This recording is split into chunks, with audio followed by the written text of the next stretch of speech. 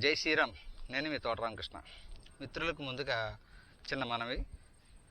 ఈ వీడియోలో కుల పిచ్చితో, రాజకీయ పిచ్చితో ధర్మాన్ని నాశనం చేసే దౌర్భాగ్యులు మన హిందువుల్లోనే ఉన్నారు. అలాంటి దరిద్రుల కోసం చిన్న మాట చెప్తున్నా. అయితే ఈ మధ్యన ఒక 4-5 రోజుల క్రితం మా మిత్రుడి దగ్గరికి ఒక వైసీపీ రెడ్డి గారు వచ్చారండి. వైసీపీ పార్టీ వ్యక్తి ఆయన వచ్చి, అతను వైసీపీ పార్టీ అంటే ఇంకా వారి నాయకుడు రెడ్డి, ఆ పార్టీ స్థాపించింది రెడ్డి కాబట్టి స్వతహాగా వైసీపీలో ఎక్కువ రెడ్లు ఉంటారు, జనసేనలో ఎక్కువ కాపులు ఉంటారు, టీడీపీలో ఎక్కువ చౌదరీలు ఉంటారు. ఇది కామన్గా జరిగే పరిణామమే. అయితే ఈ రెడ్డి గారు మొన్న తిరుపతి లడ్డు వివాదంలో ఆయన కొద్ది కలత చెందాడు.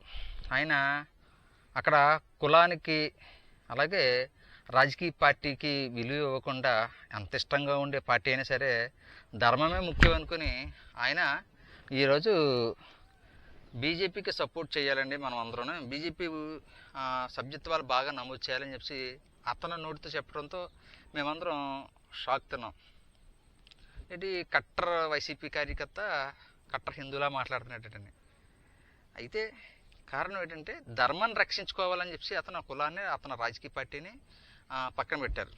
ఇలాంటి రెడ్లందరికీ నేను అభినందనలు చెప్పుకుంటాను, ధన్యవాదాలు తెలియజేసుకుంటున్నాను.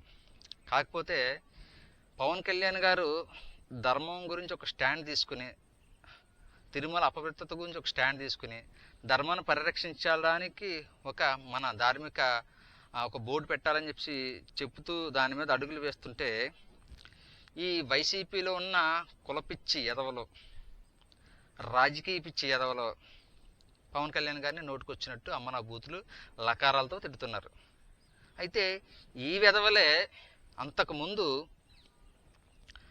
సరిపిల్ల రాజేష్ ఎమ్మెల్యేగా పోటీ చేస్తున్నప్పుడు హిందూ ధర్మానికి నాశనం చేసేసేవాడికి టీడీపీ టికెట్ ఇచ్చింది అని చెప్పేసి హిందూ ధర్మం మీద ప్రేమ ఉన్నట్టు చాలా వీడియోలు, పాత వీడియోలు, అంటే ఆయన ఎప్పుడైతే రాజకీయంగా ఎదగాలనుకున్నాడో అప్పుడు ఈ హిందుత్వాన్ని దేశించడం మానేసి, అతనికి మనసులో ఉన్న సరిపిల్ల రాజేష్ నేను సంబంధించట్లేదు, అతనికి మనసులో ఉంటుంది. క్రైస్తవుడు ఎవరికైనా సరే 99% వాళ్ళకి హిందుత్వం అంటే దేశమే ఉంటుంది. అది నేను కళ్ళారా చూసి అనుభవించే నేను ధర్మరక్షకుడిగా తయారాను. అయితే ఇలాంటి సరిపిల్ల రాజేష్ని ట్రోల్ చేసి అతను పాత వీడియోలన్నీ బయటికి తీసుకొచ్చి అవన్నీ పెట్టి అతన్నే పోటీ చేయకుండా చేసి కలిసికొట్టుగా వీళ్ళందరూ హిందువులందరూ పనిచేశారు. అందులో హిందూ సంస్థలు కూడా ఉన్నాయి. కానీ అదే కార్యకర్తలు, అదే హిందూ సంస్థలు ఈరోజు పవన్ కళ్యాణ్ గారికి మద్దతు ఇవ్వకుండా పవన్ కళ్యాణ్ గారిని విమర్శిస్తూ తిడుతున్నారు. ఇప్పటి వరకు మన హిందువులు, ధార్మిక సంస్థలు ధర్మం కోసం పోరాడే రాజకీయ నాయకుడు ఎవరు లేరు అంటూ ఇప్పుడు దాకా సొల్లు మాటలు చెప్పారు. తీరా ధర్మం కోసం నిలబడే వ్యక్తి వచ్చాడు, అతను ధర్మం కోసం నిలబడుతున్నాడు, ఫైట్ చేయడానికి సిద్ధమయ్యాడు. అలాంటి వ్యక్తికి అతని గతం మనకు అనవసరం, అతను ఏదైతే అది అనవసరం. మన ధర్మానికి పని చేస్తున్నాడా లేదన్నది ఒక ఇది చూసుకుని మనం అతనికి సపోర్ట్ ఇవ్వాలా, లేకపోతే నీకు అతను ఇష్టం లేదు కులపరంగానో, లేకపోతే నీకు ఏదో కారణాల వల్ల ఇష్టం లేదు, ఇష్టం లేకపోతే సైలెంట్ కూరుకోవచ్చు కదా. ఏదో విధంగా మంచి హిందుత్వానికి మంచి జరుగుతుంది కదా, సైలెంట్ కూరుకుంటే నీకు వచ్చే నష్టం ఏముంది? నువ్వు ధర్మం కోసం నువ్వు హిందూ సంస్థల్లో పెట్టుకుని, నువ్వు హిందూ సంస్థ కోసం నేను ప్రాణాలు తీసేస్తానని చెప్పుకుని మరి పెద్ద కట్టర్ హిందువులు కదా మీరు. అలాంటి మీరు ధర్మం కోసం ఒక వ్యక్తి పనిచేస్తుంటే అతనికి ఎందుకు సపోర్ట్ చేయట్లేదు? అంటే అక్కడ మీకు ధర్మం కన్నా కులమే ముఖ్యం, మీ రాజకీయ పార్టీలే ముఖ్యం అనుకుంటున్నారు కదా. ఇలాగా వైసీపీలో ఉన్న చాలామంది హిందువులు నేను ప్రత్యక్షంగా చూసి వాళ్ళతో వాగ్వాదాలు కూడా పడ్డ సందర్భాలు ఉన్నాయి. ఒకడంటాడు డిక్లరేషన్ మీద సంతకం మోడీ పెట్టాడా అని అడుగుతున్నాడు. ఈ పనికి మీద వాళ్ళకి తెలియదేమో, ఎవరు అన్యమతస్తులు విదేశీయులేరా బాబు డిక్లరేషన్ మీద సంతకాలు పెట్టాలా? హిందువుగా పుట్టి హిందువుగా జీవిస్తున్నవాడు ఎవడో కూడా డిక్లరేషన్ సంతకం పెట్టక్కర్లేదు. ఎందుకంటే ఆడు హిందువు, ఆ దేవుడి మీద నమ్మకం ఉంది కాబట్టి ఆడు హిందువుగా కొనసాగుతున్నాడు. మీరు నమ్మకం లేకపోతే విదేశీ భావజాలానికి అలవాటు పడి, సుఖాలకు అలవాటు పడి, దరిద్రాలకి నేర్చుకుని ఆ మతాల్లోకి వెళ్ళిపోయి ఈరోజు వచ్చి మా గుళ్ళో మా పద్ధతులను పాటించుకుంటే మేము డిక్లరేషన్ మీద సంతకాలు పెట్టాం, నా మతం మానవత్వం అంటే నీ మతం మానవత్వం అనుకున్నప్పుడు నువ్వు మానవత్వంగా బయటకు ఉండిపోయి హిందూ ధర్మాన్ని ప్రోత్సహించే వాళ్ళని ఎవరైనా పంపించాలి. అలా కాకుండా నువ్వు మా ఆచార వ్యవహారాలని హేళన చేస్తూ మనోభావాలు కించపరిచి నువ్వు తిరుమలలో ఇన్ని సంవత్సరాలు చేసిన పనికి వైసీపీలోనే ఏ హిందువు ప్రశ్నించలేదు. కానీ అదే పవన్ కళ్యాణ్ హిందూ ధర్మం గురించి స్టాండ్ తీసుకుని మాట్లాడుతుంటే వైసీపీలో ఉన్న ప్రతి హిందువు లకారాలతో తిడుతున్నారు, నోటికి వచ్చినట్టు మాట్లాడుతున్నారు. ఇది మన హిందువులు ఉన్న పరిస్థితి.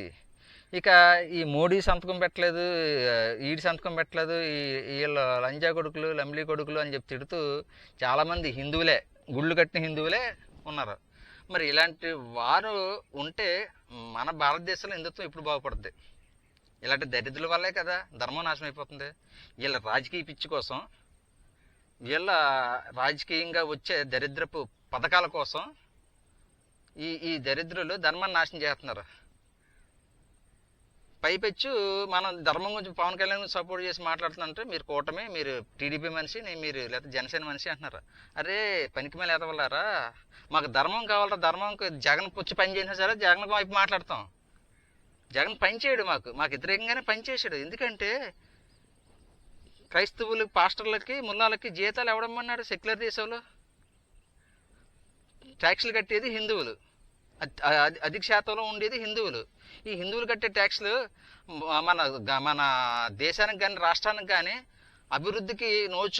అభివృద్ధికి పావలా సహాయం చేయని ఈ సంస్థలకి, ఈ మతాలకి ఎందుకు సపోర్ట్ చేయాలా? ఆ మతాలు పెంచడానికి ఎందుకు జీతాలు ఇవ్వాలా? ఇది ఆలోచించండి. మీరు హిందువుగా సరిపిల్ల రాజేష్ చేస్తే తప్పు, వాడు హిందువు కాదు క్రైస్తవుడు అని చెప్పి మాట్లాడారు. మరి అదే క్రైస్తవుడు జగన్ కదా, ఆ జగన్ ఆ మతాలు పెంచడానికి జీతాలు ఇస్తుంటే దాన్ని తప్పు పట్టరే? మరి మీ హిందుత్వం అప్పుడు గుర్తు రాలేదా? ముందు మన పార్టీ అయినా ఏ పార్టీ అయినా ముందు ధర్మం, మీరు ముందు హిందువులుగా పుట్టారా సన్నసలారా, ముందు ధర్మాన్ని గురించి తెలుసుకోండి. మీరు ఏ పార్టీకి సపోర్ట్ చేయకపోయినా పర్లేదు, ఒకవేళ మీకు నచ్చితే పొగుడుకోండి, అంతేగాని ధర్మం కోసం పనిచేసే ఏ వ్యక్తిని కూడా కించపరచకండి. కించపరిచి మీరు హిందూ ద్రోహులుగా చరిత్రలో మిగిలిపోతారు.